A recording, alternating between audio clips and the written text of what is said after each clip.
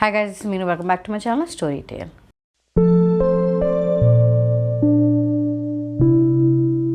Today this video is gonna be very different because I've read something different. If you've been following my channel, then you know that I do not read non-fiction. The last non-fiction books that I've read, I think, was in my master's degree in my college. I do not think I read any non-fiction book after that. So this is the first time that I've picked up a non-fiction book, and that's a very famous book.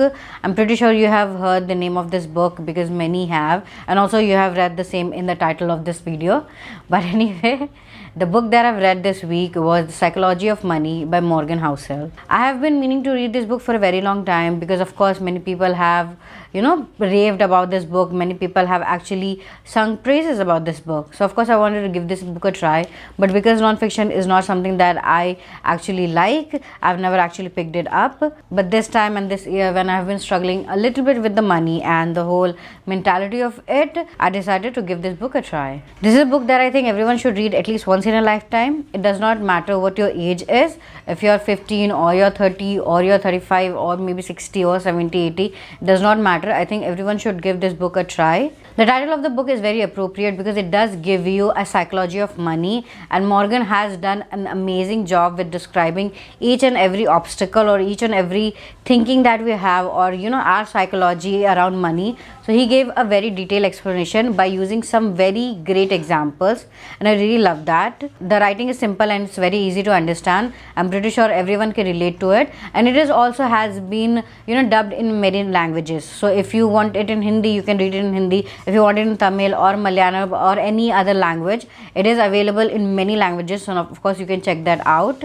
I'm not going to review this book in my usual manner. I'm not going to have a like or dislike section. I'm just going to let you know 10 things or even more that I have learned from this book. These lessons are very valuable, at least to me, because it came into my life when I actually most needed it. I was in a very bad mental state because I kept on comparing myself with others, and I kept on, thinking that maybe my money is not enough, or I'm not earning enough, or something like that. Maybe I'm not saving enough, or my investments are not good enough.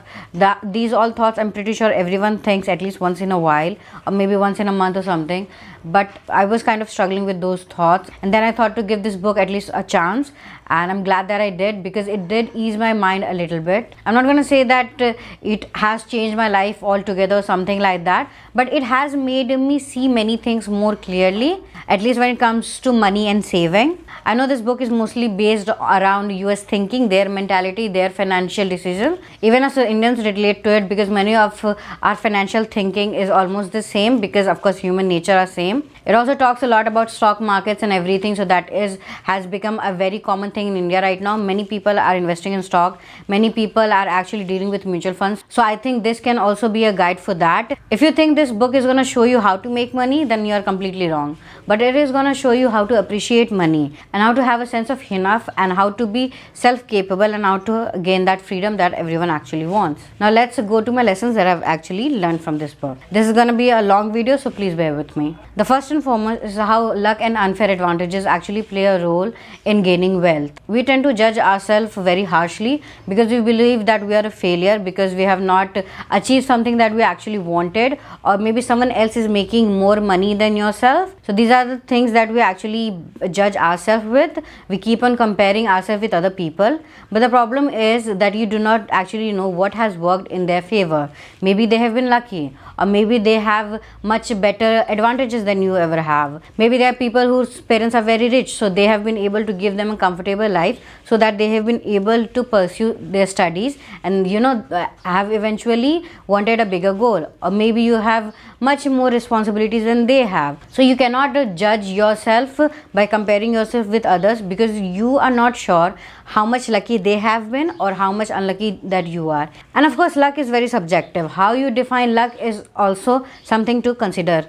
Because I am lucky because I have a roof, I have food to eat, I have clean water to drink, I have a very loving family, and I have a very loving relationship. So of course I am very lucky. But many people do not have that. But still in many cases I doubt myself, or I consider myself a failure because I do not have enough money as the other person have. I think that is a very wrong thing to do because I have so many things that many people in India does not actually have. So comparing yourself just with the money is not right. And plus, if you're comparing yourself with the other person, you also have to keep in mind how lucky they have been or how many privileges they have. The best example that Morgan has given here is of Bill Gates. Bill Gates was one of the most luckiest person in this world because he went to the school, Lakeside, I think Lakeside High School, where it has a computer, and at that time it was very rare thing to have. He was one of the luckiest person who goes to the school which has a computer, and that is where he played around, and that is how he learned everything about coding and everything, and that is how he built his company Microsoft. So to believe that only hard work is what he did and just because he was genius it worked, no. He did also have many privileges because again he was a US citizen and he was white. I'm pretty sure he was rich when he was a kid, and also his school had a very good technology. So of course those things worked in his favor, and many things do not get access to that. So again, like the author said, luck and unfair advantages play a very big role when it comes to wealth. The second thing that I've learned is that you need to have a sense of enough. The author has given the example of Rajat Gupta, who was a millionaire, but he wanted to be a billionaire. He never thought that he had enough money. He was a millionaire, so that is something that many people find very hard to achieve or even impossible to actually achieve. But for him, it was not enough. He never had that sense of satisfaction. So that is why he got involved in some insider trading, and that is when he lost everything, his money, his reputation and everything. So when you have money, you need to have that sense of enough. If you do not have that, then you will never be able to reach your goal. If you keep on moving your goalpost, you're never gonna reach it. You need to have the sense of satisfaction when you reach your goal. Like if you are, someone who has enough money to have a comfortable life, then you need to have that sense of enough. It's okay if you're hardworking and you want to work more, and that should be an added bonus that you're a hardworking person and you are earning even more than you actually wanted. Again, that is an added bonus. You should not actually sacrifice everything that you have, your sleep, your peacefulness, your happy family, your loving family, everything. You should not sacrifice it just because you wanted a lot more money. There's a beautiful line in this book. Let me quote it to you. There is no reason to risk what you have and need for what you don't have and don't need. This is a very nice and beautiful line, and I'm pretty sure this line is gonna stick with me forever because again, you do not know what you actually have. There's so many good things that is happening in your life. What you already have can be a dream for so many people. So you need to be satisfied with yourself, with what you have. I'm not saying that you do not try to achieve bigger things if that is your goal or if that is something that makes you happy. If hard work is something, I don't think you should just, if you have earned enough, then you should just, start being lazy and just spend whatever little you have. I do not think that should be the case. I think you should always work and try to be better, but you should also have a sense of calmness, a sense of satisfaction, a sense of enough. You should not risk everything you have just because you wanted bigger things in your life. The moral of the story is that you need to be satisfied with what you have. If not, then you'll never be happy and just be chasing one goal to another. Third thing is compounding is necessary. Compounding plays a very big role in terms of creating wealth. This has been very clear from the life of Warren Buffett. People just assume that he is the biggest investor because he has made some good investments. And that is true at a point. But the main reason that he is so wealthy right now is because he started to save when he was 10 years old. And because of that compounding, what he saved, he earned more on that and more on that and more on that. And that is why he is so rich at the age of 90. Well, he has been lucky in the apartment that he is still alive till the age of 90. That is, again, like I said in the first point, luck plays a very big role. And that is why he has been able to compound more money because he's still alive and he's still earning, even to this right second. But like I said, compounding is very necessary. So start saving right now, whatever you can have, and it will compound with time. You need time to actually have that effect of compounding. You cannot just believe that in 1 year you're going to be a millionaire or in 2 years you're going to be a billionaire or something like that. Everything is going to take time. The instant money also goes away very instantly. You need to be able to save and compound over the years because time plays a very big role. Compounding is very necessary. So it is very important that you save and use time as the compounding effect. The compounding can be from anything, from stocks, from interest, or from anything it can happen. But you need to compound in order to become wealthy one day. The third thing that I've learned is getting wealthy is different from staying wealthy. Just because you have a lot of amount of money right now does not mean that that you're gonna be with it forever. If you do not put a lid or a cap on the things that you want or the risks that you're willing to take, then you're not never gonna be stay wealthy for a very long time. There are many millionaires or billionaires who have a lot of money, but they lose everything in an instant because they want even more money.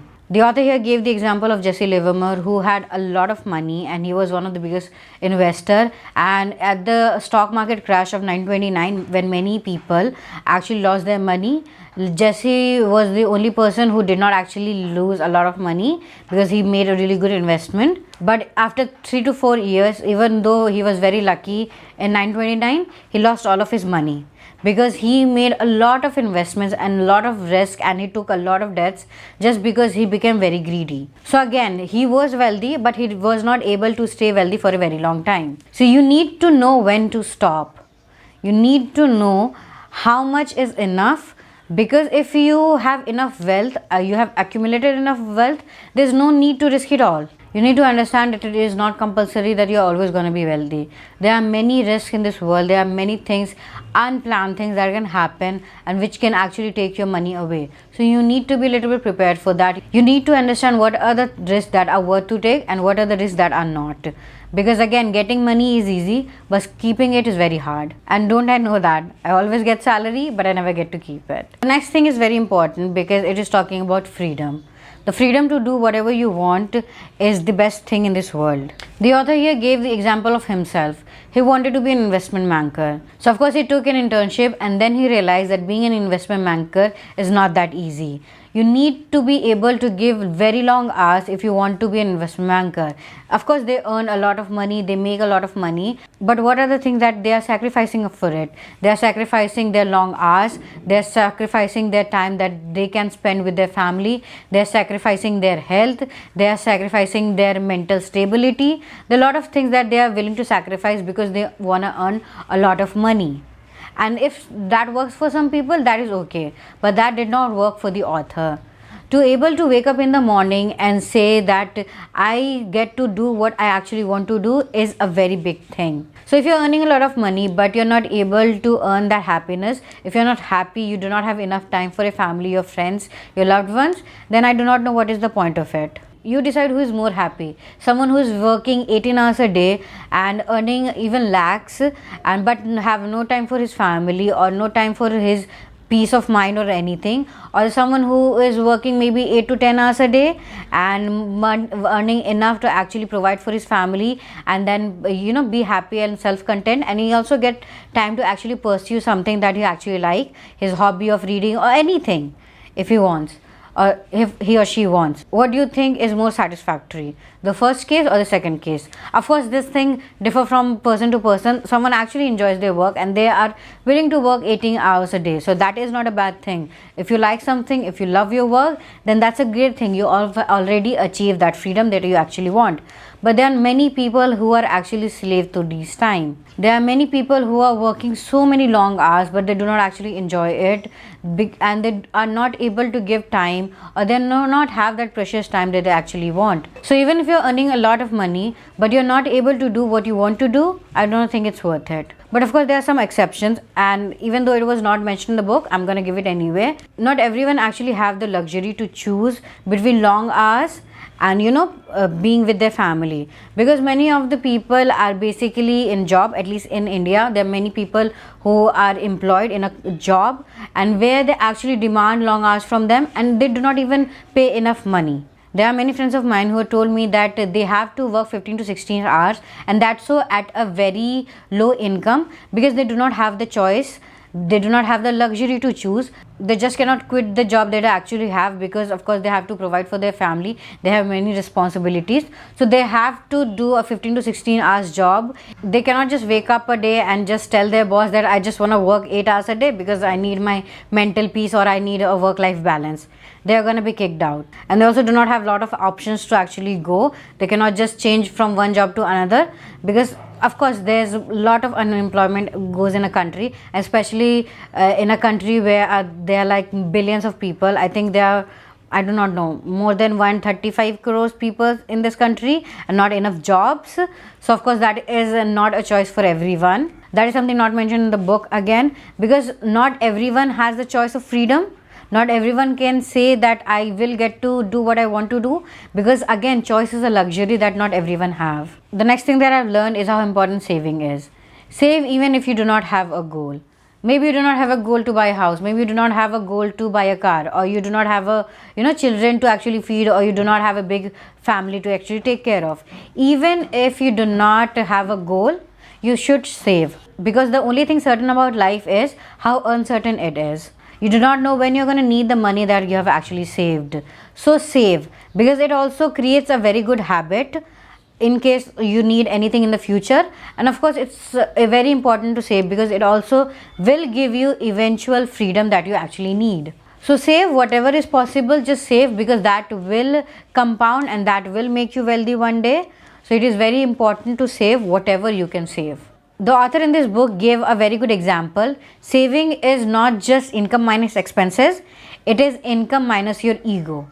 So even if you have a lot of money and you think, I'm gonna have a future job, I'm very wealthy, so I'm always gonna have money, so I do not need to save right now, because of course I can always earn more. That thinking is gonna ruin you one day, because you'll never know what can happen. Market can crash, you can lose your job, anything can happen, you can lose your ability to work, anything can happen, and you never know. So you need to minimize that ego, you need to let go of that ego, and you need to understand that saving is very important. The next important thing is you need to be reasonable more than you're rational. I understand there are many rational and logical things in this world in terms of money, that you need to, save 20% of your money. You need to make 25% of your money as your stock. You need to invest in this particular thing. It's going to make you very rich. Or you need to do this thing that is going to make you very rich. You need to, learn a very high courses, or you need to take very high courses to actually be very rich in the future. You need to do this for being rich. You need to do that for being rich. So these are the things that we get to listen to every single day. But by the end of the day, if I'm not at peace, then what is even the point? I have seen many people who take 3 to 4 jobs or do 3 to 4 things in a day just because they want to hustle more money, because they just need more money. Of course, there are many people who are bound to do it because they do not earn enough. That is a very different case altogether. I'm not talking about those people. I'm talking about people who are willing to do this, but again, by the end of the day, they are complaining, no, I'm not getting enough rest, or I'm not getting enough sleep. I do not have time for this person. I do not have time for that person.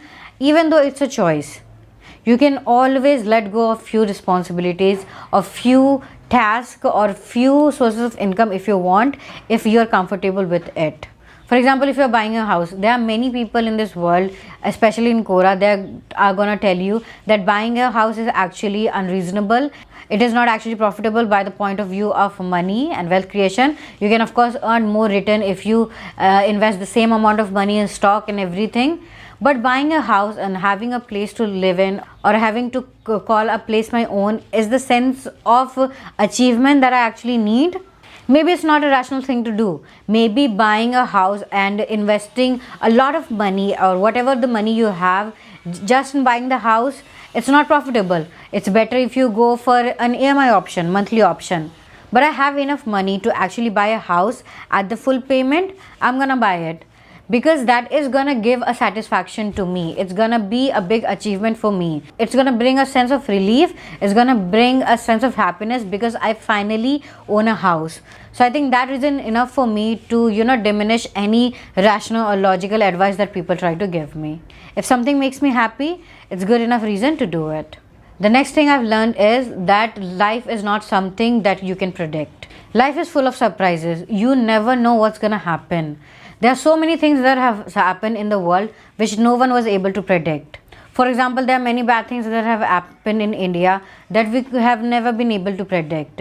Where it is Mumbai attacks, or Indo-China war, or Indo-Pakistan war, or there are many things that happen in India, or like the demonetization, or there was the COVID cases and everything. So these are the things that nobody have been able to predict, but these things have happened. So you need to be ready for those surprises.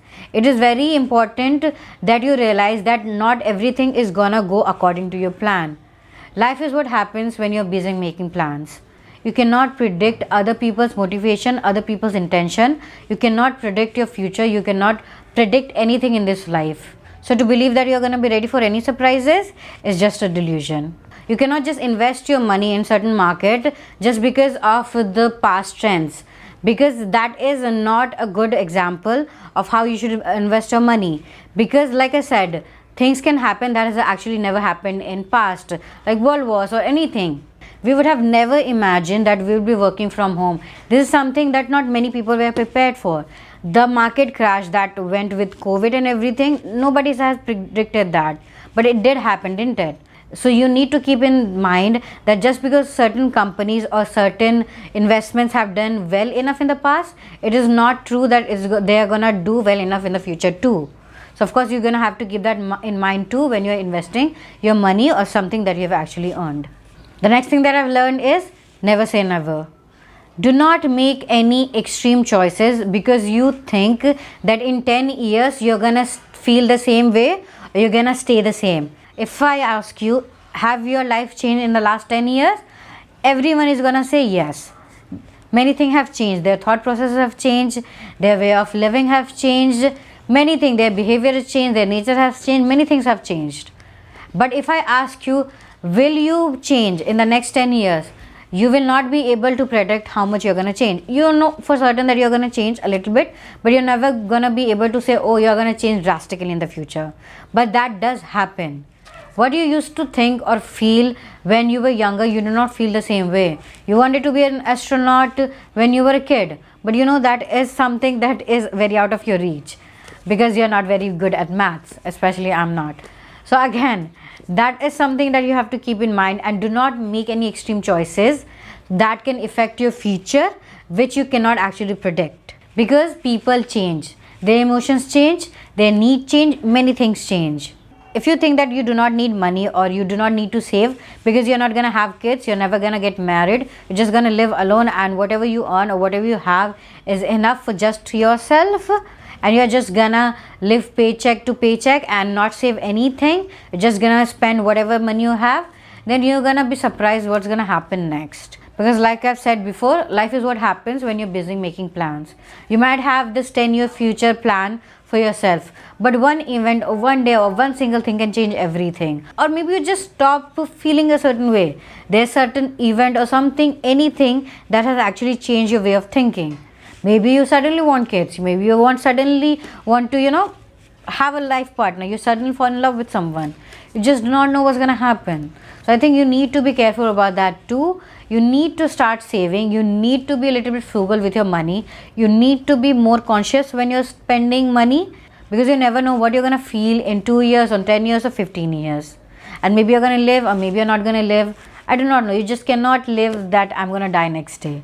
Because what if you're going to live for another 40 years? How are you going to spend that with no money?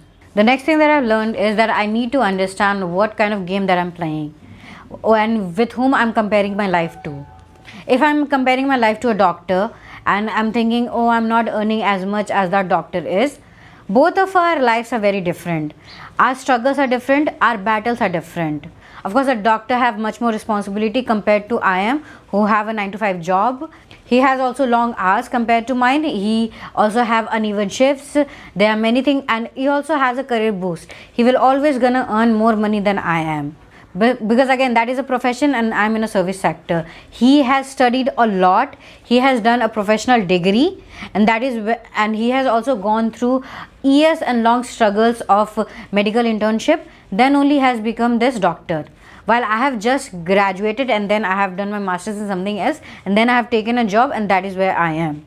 So of course my struggles and my everything is very different from his.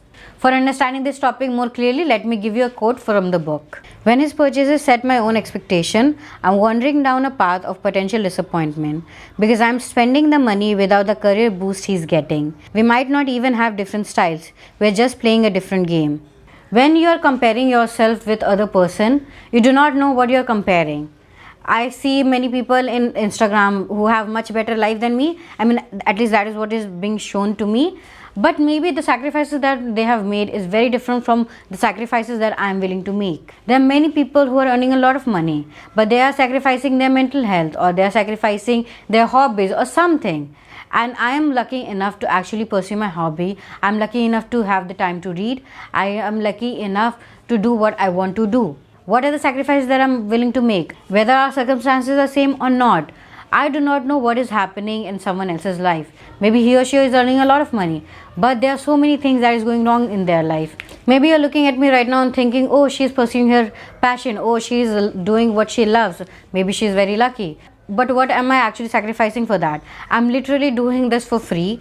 I am not earning a single rupee from YouTube or my reading or my writing or anything. I'm literally investing so many of my hours, so much of my time into doing something that is absolutely for free. I'm not earning anything, at least right now. Maybe in the future I might earn something from YouTube or something, but again, that seems like a far-fetched dream, because this channel is not gonna grow as fast as other channels, because this is about books and not many people, at least these days, are interested in books anymore. So again, I'm sacrificing my money, I'm sacrificing my sleep, I'm sacrificing a lot of free time, I'm of course sacrificing my ability to earn more money. I'm also sacrificing a lot of the things that I want. There are things even that I need, just because I want to do something that I actually love. So do not compare yourself with others, because everyone have their own battles, everyone have their own sacrifices to make, everyone have their own problems, everyone are very different. So you need to identify your own game before you start comparing yourself with someone who is playing a different game altogether. So these are the things that I've learned from this book, and like you can see that I've learned a lot of things. This book is very important. I think everyone should read at least once, because it can give you a lot of lessons.